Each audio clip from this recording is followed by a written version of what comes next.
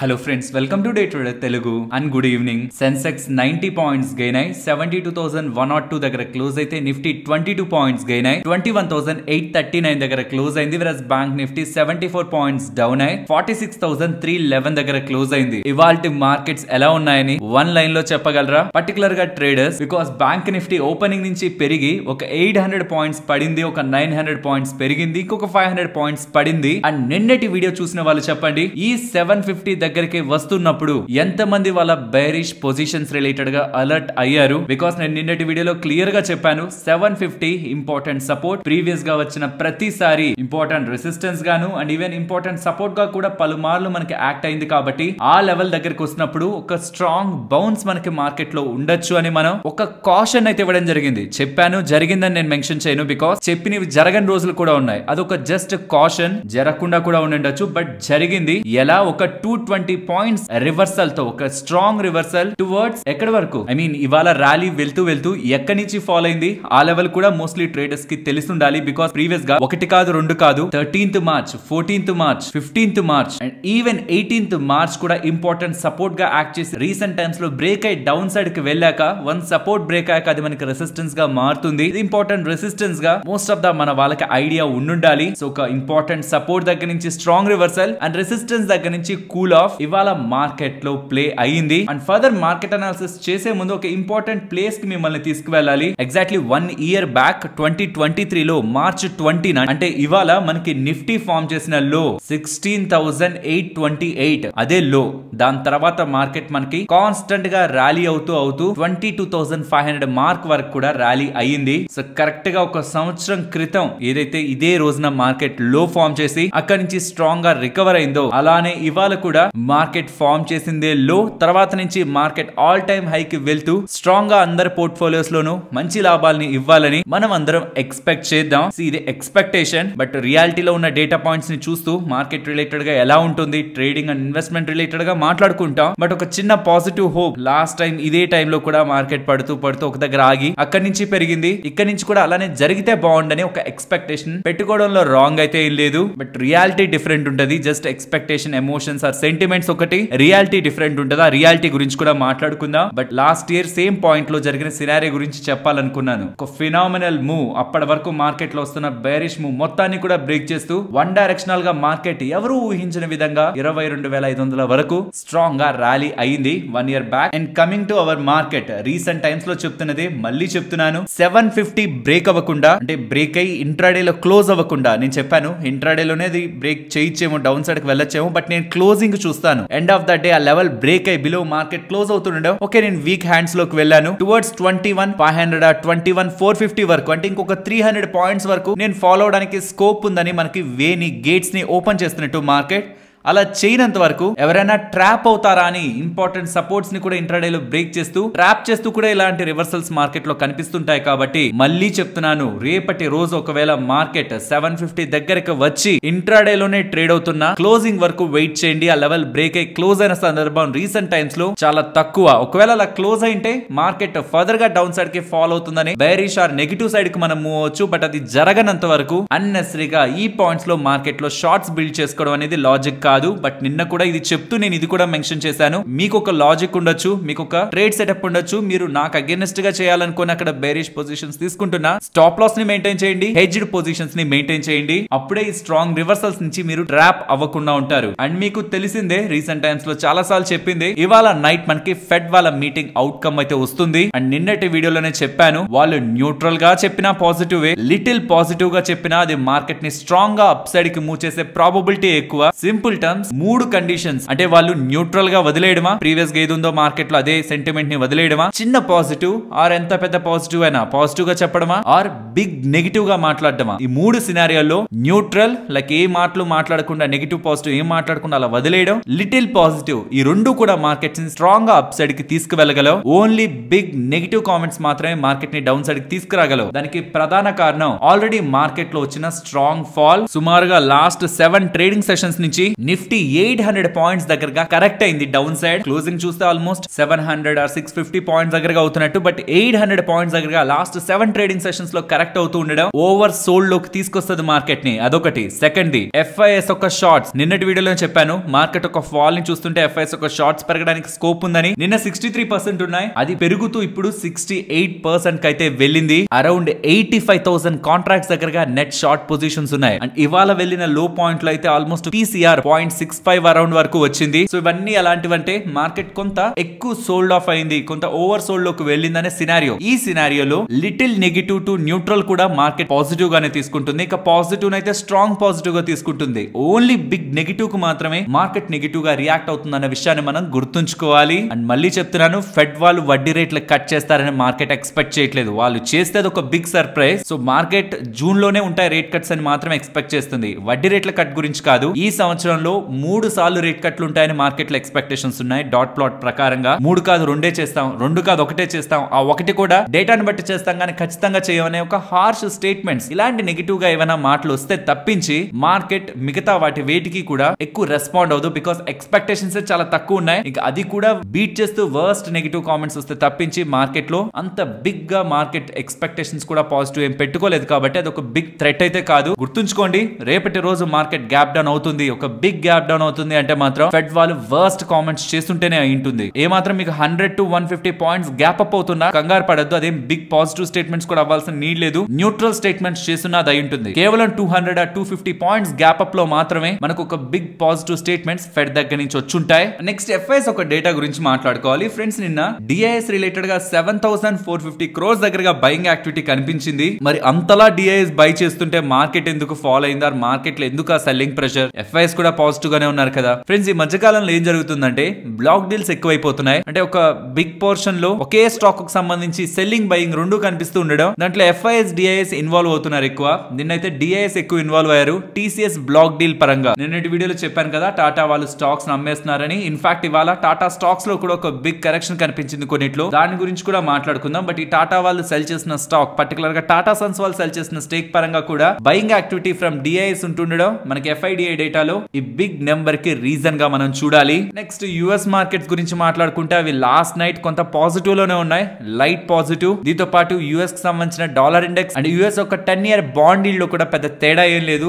And crude oil కూడా పెద్ద change లేకుండా అలానే మెయింటైన్ అవుతుంది. బట్ గ్లోబల్ మార్కెట్స్ ని షేక్ చేసిన అసెట్ క్లాస్ బిట్ కాయిన్. ఒక బిట్ కాయిన్ ధర ఇప్పుడు ప్రెసెంట్ ఎంత ఉంది? యుఎస్ డాలర్స్ లో చూస్తే 63,000, ఇండియన్ రూపీస్ తో చూస్తే 52,50,000. అది సుమారుగా 80-90% దగ్గరగా ఓవర్ నైట్ లో క్రాష్ అయింది. ఆల్మోస్ట్ $55.49 million కు సంబంధించిన బిట్ కాయిన్ ని సెల్ చేస్తూ ఉండడం, ఆల్మోస్ట్ 80% దగ్గరగా, మోర్ దాన్ 80% దగ్గరగా బిట్ కాయిన్ ఓవర్ నైట్ లో క్రాష్ అయ్యి అగైన్ మళ్ళీ రికవర్ అయింది. ఇది నేను మీకు ఎక్స్ప్లెయిన్ చేయడానికి రీజన్. యూజువల్ గా మనం క్రిప్టో కరెన్సీస్ గురించి ఎప్పుడు మాట్లాడుకో, బట్ ఇది ఎక్స్ప్లెయిన్ చేయడానికి రీజన్. వీటిల్లో ఇన్వెస్ట్మెంట్స్ చేస్తున్న వాళ్ళు ఎంత వోలటాలిటీ ఉంటుందో వాటిల్లో అని చెప్పడానికి ఇది చెప్తున్నాను. వీటి వెనక ఏ ఆస్తులు ఉండవు, అసెట్స్ ఉండవు. ఇది purely demand and supply based గా రన్ అవుతూ ఉంటుంది. దీని వెనక మాట్లాడడానికి బోల్డ్ అంత technology and futuristic purpose and uses గురించి అండ్ రీసెంట్ టైమ్స్ లో వీటి బ్యాక్ చాలా జరుగుతున్నాయి. ఈటీఎఫ్ లాంచ్ చేస్తున్నారు అండ్ చాలా సెంట్రల్ ఏజెన్సీస్ వేరియస్ డెసిషన్స్ ని తీసుకుంటున్నాయి. బట్ స్టిల్ నా ఒపీనియన్ క్రిప్టోస్ రిలేటెడ్ గా వీటికి ఎంత దూరంగా ఉంటే అంత మంచిదని. అండ్ ఎవరైనా ఇన్వెస్ట్మెంట్ చేద్దాం అనుకుంటున్నా ఇలాంటి వోలటాలిటీస్ కూడా, ఇన్ఫాక్ట్ అదేదో వచ్చిన టెక్నికల్ గ్లిచ్ అనుకోవద్దు, దానికి ముందు కూడా ఈ విక్కులను చూడండి ఈజీగా 20-30% దగ్గరగా డిప్స్ చాలా టైమ్స్ నిన్న కనిపించాయి. సో ఇలాంటి వోలటాలిటీ ఉండే అసెట్ క్లాసెస్, లాజిక్ మీకు అర్థం కాని అసెట్ క్లాసెస్ లో ఎవరో చెప్తున్నారని మాత్రం ఇన్వెస్ట్మెంట్స్ చెయ్యొద్దు. అండ్ వీటి పేరు మీద చాలా స్కామ్స్ ప్రెసెంట్ బయట మార్కెట్ లో జరుగుతున్నాయి. ఊరు పేరు లేని ప్లాట్ఫామ్స్ లో కూడా మీరు ఇందులో బిట్ కాయిన్ లో ఇన్వెస్ట్ చేయొచ్చు అంటున్నారు అండ్ డబ్బులు తీసుకుంటున్నారు. అందులో బిట్ కాయిన్స్ కూడా కనిపిస్తున్నాయి, బట్ విత్ డ్రాల్ చేయలేకపోతున్నారు. దానికి ప్రధాన కారణం అసలు అది బిట్ కాయినే కాదు మీకు వెబ్సైట్ లో కనిపించేది, అదంతా ఫేక్. ఈవెన్ మీరు కూడా ఒక ₹1,00,000 ఇచ్చారంటే ఆ వెబ్సైట్ లో క్రియేట్ చేసి ఒక్కొక్కరు అకౌంట్ లో 2 బిట్ కాయిన్లని కూడా మీరు చూపించొచ్చు. ఫేక్ వాటిని చూసి నమ్మకండి, మోసపోకండి. సెబీ రిజిస్టర్డ్, ఆర్బీఐ రెగ్యులేటెడ్ వాటిలో మాత్రమే మనం ఇన్వెస్ట్మెంట్ చేయాలి. ఇంక వేటిల్లో చేసినా మన డబ్బు మొత్తం పోవడానికి ఆస్కారం ఉందన్న విషయాన్ని కూడా ఇన్వెస్టర్స్ గుర్తుంచుకోవాలి. And again coming to our market పరంగా నా వ్యూ రీసెంట్ టైమ్స్ లో చెప్తున్నదే down side 21,700 to top side 22,500 ఈ రేంజ్ లో మార్కెట్ ఉంటుందని అయితే నేను ఎక్స్పెక్ట్ చేస్తున్నాను. బట్ ఇవాళ మార్కెట్ టువర్డ్స్ 21,950 వరకు, 930 అరౌండ్ వరకు వచ్చి రిజెక్ట్ అవుతూ ఉండడం. 22,250 కూడా కాదు, 21,950 ఆర్ 22 నే మనం ఇంపార్టెంట్ రెసిస్టెన్స్ గా చూడొచ్చు అని ఎలా అనిపిస్తుంది. కానీ రేపు ఫెడ్ డెసిషన్ రిలేటెడ్ గా చెప్పాను కదా 3 కేసెస్. ఒకటి బిగ్ నెగిటివ్ చేస్తేనే డౌన్ సైడ్, న్యూట్రల్ ఉన్న లైట్ పాజిటివ్ ఉన్న అప్ సైడ్ కే స్కోప్ ఎక్కువ ఉంది కాబట్టి అన్నెసరిగా ఎందుకు దగ్గరికి తీసుకురావడం రెసిస్టెన్స్ ని 250 వరకు ఉంచితే మనకు కొంత స్పేస్ ఉంటది కదా అని అలానే ఉంచుతున్నాను. రేపటి ఈవెంట్ అయిపోయాక లైక్ ఒకవేళ మార్కెట్ లో వీక్నెస్ ఉండి 750 బిలో బ్రేక్ అయినా అరేదన్నా నాకు కన్విక్షన్ స్ట్రాంగ్ గా ఇక మార్కెట్ 950 కూడా బ్రేక్ చేసి అప్ సైడ్ కి వెళ్ళదని ఫామ్ అవుతున్నా దాని రెసిస్టెన్స్ ని చేంజ్ చేస్తాను. ఎల్స్ ఇది ఒక లాజికల్ డెసిషన్. ఫెడ్ రిలేటెడ్ గా ఉంటుంది, మార్కెట్ రిలేటెడ్ గా ఉంటున్న టెక్నికల్స్ అండ్ ఉంటున్న ఇంపార్టెంట్ సపోర్ట్స్ ప్రీవియస్ గా కొన్ని మంత్స్ నుంచి ఉంటున్న సపోర్ట్స్ ని బేస్ చేసుకొని 21,700 down side and 22,300 up side ఈ 600 పాయింట్ రేంజ్ నేను మార్కెట్ రేంజ్ గా కమింగ్ డేస్ కి చూస్తున్నాను. ఇఫ్ ఇన్ కేస్ ఫెడ్ వాళ్ళ ఈవెంట్ తర్వాత మార్కెట్ గ్యాప్ డౌన్ అయి ఫర్దర్ గా డౌన్ సైడ్ కి ఫాల్ అయి 21,750 బిలో కూడా వెళ్తూ ఉంటే దెన్ టువర్డ్స్ 21,450 వరకు కూడా మార్కెట్ లో ఫాల్ ఉండొచ్చు అన్న విషయాన్ని కూడా గుర్తుంచుకోవాలి. నేనైతే ఆ ఫాల్ అంత ఎక్స్పెక్ట్ చేయట్లేదు ఫెడ్ వాళ్ళు అలాంటి స్టేట్మెంట్స్ చేస్తారని. ఇది నా ఎక్స్పెక్టేషన్. బట్ వాళ్ళు ఏం చేస్తారన్న దాన్ని బట్టే మార్కెట్ ఉంటది. అండ్ ఇఫ్ మన ఎక్స్పెక్టేషన్స్ కి వాళ్ళు ఆపోజిట్ గా కామెంట్ చేసి మార్కెట్ డౌన్ సైడ్ కి వెళ్తుంటే కూడా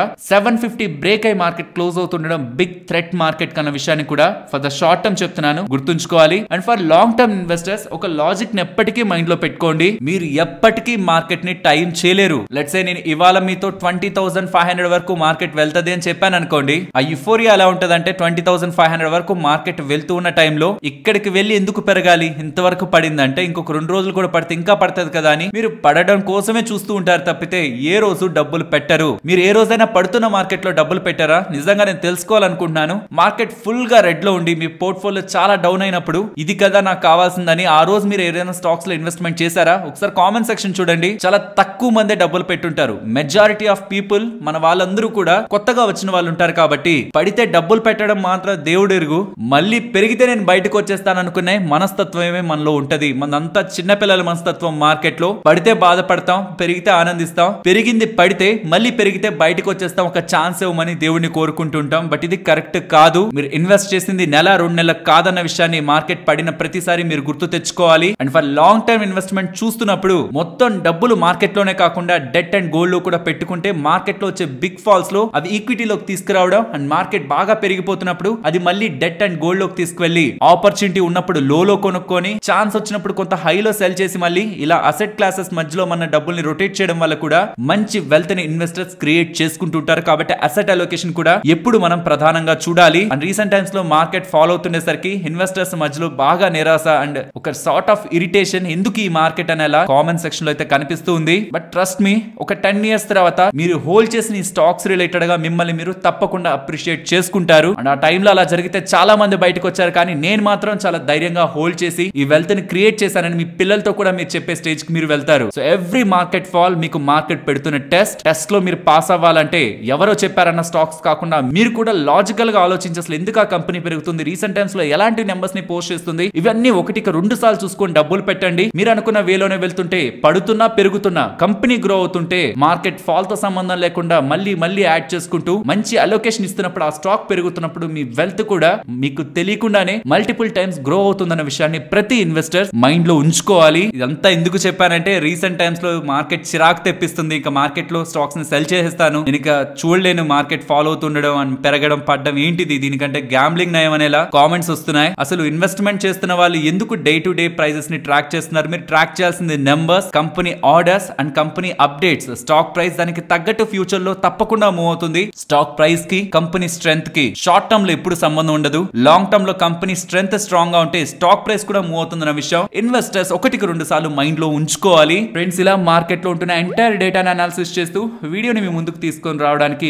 మేము పెడుతున్న ఎఫర్ట్స్ మీకు వాల్యుబుల్ గా అనిపిస్తూ ఉంటే మన వీడియోని తప్పకుండా లైక్ చేయండి. ఫస్ట్ టాటా స్టాక్స్ గురించి మాట్లాడుకోవాలి. ఫ్రెండ్స్, నిన్నటి వీడియోలో టీసీఎస్ రిలేటెడ్ గా వాళ్ళకుంటున్న వాటాలో నుంచి 0.6% వాటా నియర్లీ 2,34,00,000 షేర్స్ దగ్గరగా సెల్ చేస్తూ 9,400 crores దగ్గరగా రైజ్ చేస్తున్నారు. వాళ్ళకి సుమారుగా ఇంకొక 10,600 కోట్ల దగ్గరగా డబ్బులు కావాలి. బికాస్ 20,000 అప్పుని తీర్చుకొని ఐపీఓగా రాకూడదని టాటా సన్స్ వాళ్ళు ప్రయత్నించాలంటే ఇంకొంత ఎక్కువ డబ్బులు వాళ్ళకి కావాల్సి ఉంటుంది. దాని కారణంగానే ఇతర టాటా స్టాక్స్ లో సెల్లింగ్ ప్రెషర్ కనిపించిందని అనుకున్నాం కదా. ఇవాళ కూడా చాలా టాటా స్టాక్స్ లో మనకి సెల్లింగ్ ప్రెషర్ కనిపించింది. Beat any Tata stock, most of the stocks ఇవాళ రెడ్ లోనే ఎండ్ అయ్యాయి. ఈవెన్ మార్కెట్ గ్రీన్ లో ఉంటున్నా చాలా స్టాక్స్ అయితే 2%, 3%, ఇంట్రాడే లో 4-5% కూడా డ్రాప్ అయ్యాయి. అందులో ప్రధానంగా టాటా కెమికల్స్ ఇంట్రాడే లో 8% నెగిటివ్ గా ఎండ్ అయింది ఎండ్ ఆఫ్ ద డే. ఇంకా ఇంట్రాడే లో ఇంకా లో కూడా వెళ్ళింది. దీనికి 2 రీజన్స్ ఉన్నాయి. ఒకటి, ఈ టాటా టాటా కెమికల్స్ రిలేటెడ్ గా టాటా సన్స్ వాళ్ళు హోల్డ్ చేసిన వాటా అమ్ముతారని ఉంటున్న భయాలు అవ్వచ్చు. రెండవది అసలు టీసీఎస్ లో వాటాను అమ్ముతున్నదే అండ్ ఇతర స్టాక్స్ లో వాటాని అమ్మేందుకు వాళ్ళు ప్రయత్నిస్తారా లేదా అనే భయాలు ఉంటున్నదే. వాళ్ళ డెట్ ని క్లియర్ చేసే ఐపీఓగా వీళ్ళు మార్కెట్ లోకి రారని,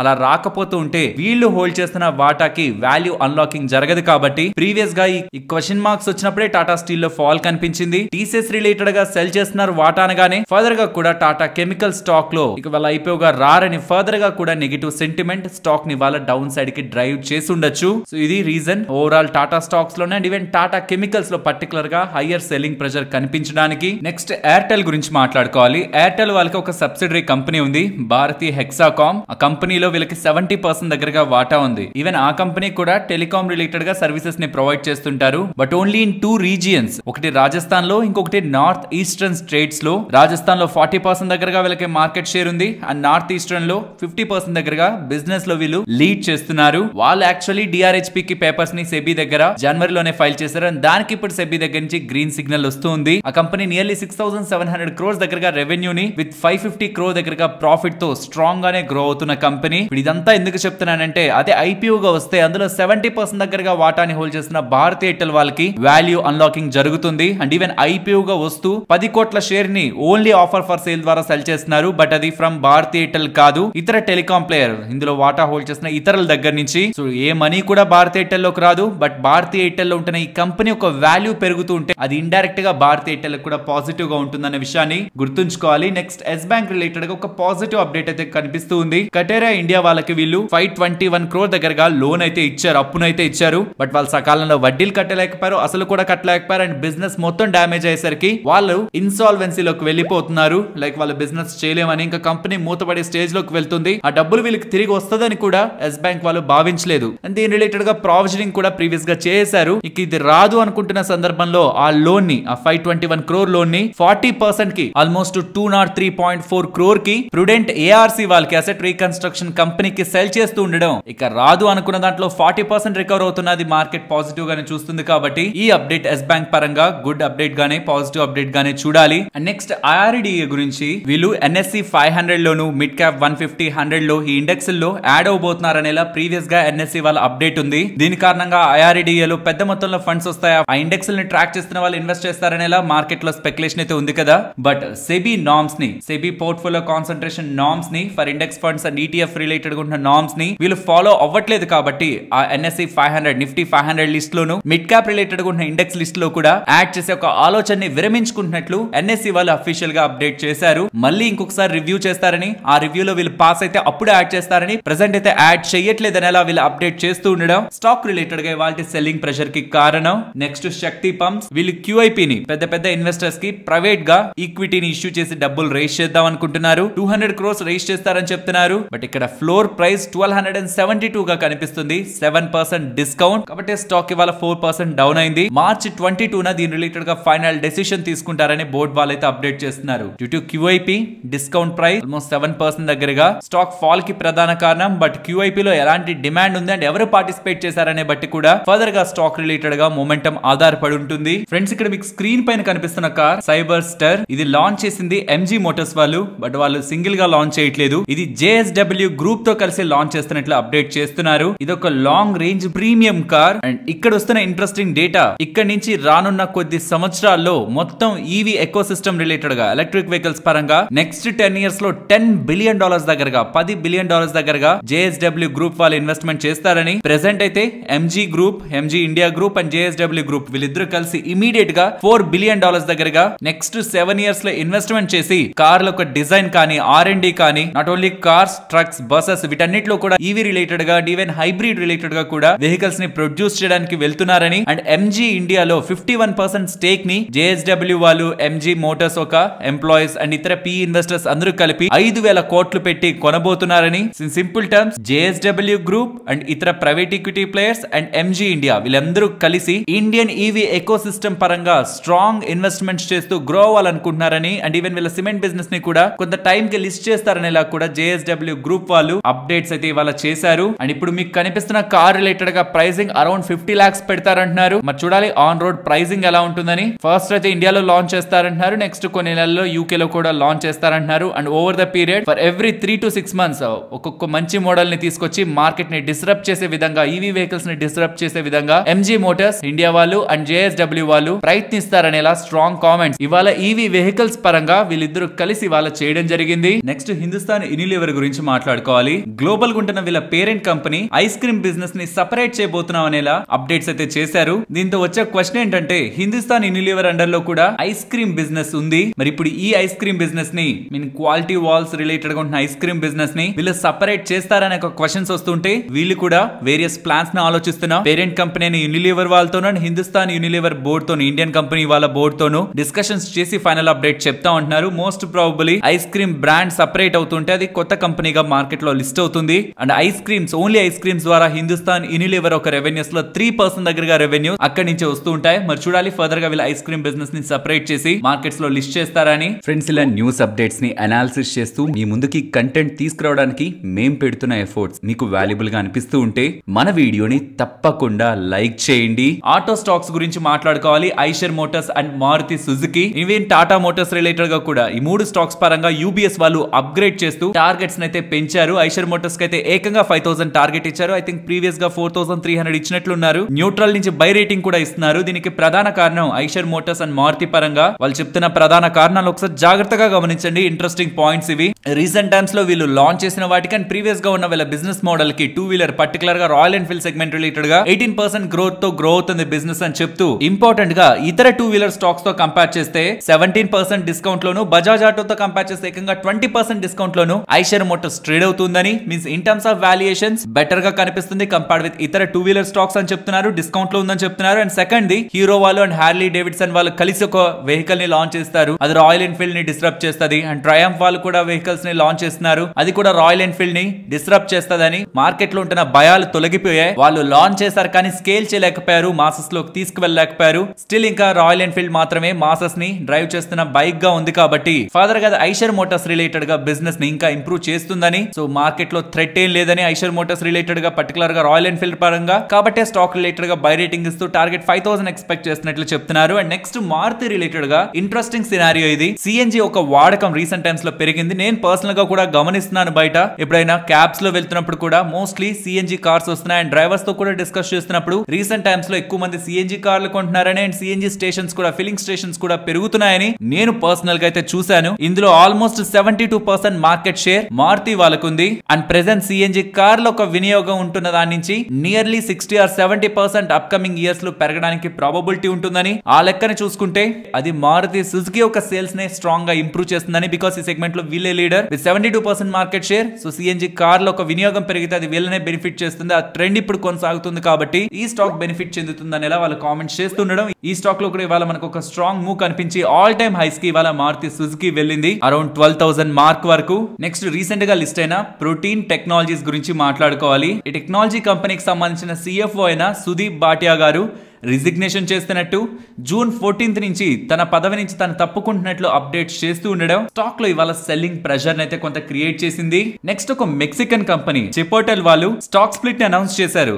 ఎంత stock split? 50-for-1 stock split. అంటే ఒక్కొక్క స్టాక్ కి 50 స్టాక్స్ ని వీళ్ళు ఇస్తారంటున్నారు. ఐ థింక్ నేను స్టాక్ రిలేటెడ్ గా చూస్తున్నప్పుడు for last 30 years first time వీళ్ళు స్టాక్ స్ప్లిట్ చేస్తున్నట్టు, అని చేస్తున్నది కూడా 50 స్టాక్స్ ఫర్ 1 స్టాక్. అంటే స్టాక్ ప్రైస్ 50 తో డివైడ్ అవుతుంది, నెంబర్ ఆఫ్ స్టాక్స్ 50 తో మల్టిప్లై అవుతాయి. ఒక స్టాక్ ఉంటున్న వాళ్ళకి 50 స్టాక్స్ వస్తాయి, బట్ స్టాక్ ప్రైస్ కూడా 50 తో డివైడ్ అవుతూ చేంజ్ అయితే పెద్ద ఉండదు. బట్ ఎందుకు స్టాక్ స్ప్లిట్ చేస్తారు ఇక్కడ మీరు స్క్రీన్ పైన గమనించొచ్చు. స్టాక్ ప్రైస్ ని తగ్గిస్తే more retail people or buyers attract అవుతారు. ఈవెన్చువల్లీ స్టాక్ మార్కెట్ పర్టికులర్ గా బుల్ మార్కెట్ లో ఆఫ్టర్ స్టాక్ స్ప్లిట్ స్టాక్ పెరుగుతుంది. నెక్స్ట్ ఎల్ఐసి గురించి మాట్లాడుకోవాలి. మనందరికీ తెలుసు 2023 ఏప్రిల్ లో ఎల్ఐసి లో జరిగిన స్కామ్ రిలేటెడ్ గా సెబీ వాళ్ళు 5 ఎంటిటీస్ ని బ్యాన్ చేశారు. అందులో ప్రధానంగా ఎల్ఐసి లో పనిచేస్తున్న ఒక అడ్మినిస్ట్రేటివ్ ఆఫీసర్ చనిపోయిన తన ఫాదర్ డిమాట్ అకౌంట్ ని యూజ్ చేసి మరి ఫ్రంట్ రన్నింగ్ కేసు కి పాల్పడ్డారు. అంటే ఫ్రంట్ రన్నింగ్ అంటే లెట్స్ సే నేను ఒక కంపెనీని రన్ చేస్తున్నాను, నా దగ్గర వేల కోట్లలో డబ్బు ఉంది స్టాక్ మార్కెట్ లో, ఏ స్టాక్స్ కొన్నా ఏ స్టాక్స్ అమ్మినా అవి మూవ్ అవుతాయని నాకు ముందే తెలిసింది అనుకోండి. దెన్ నిజంగా నేను స్టాక్స్ కొనేదానికి ముందే నా పర్సనల్ అకౌంట్స్ ఆర్ మా ఫ్యామిలీ అకౌంట్స్ ని యూజ్ చేసి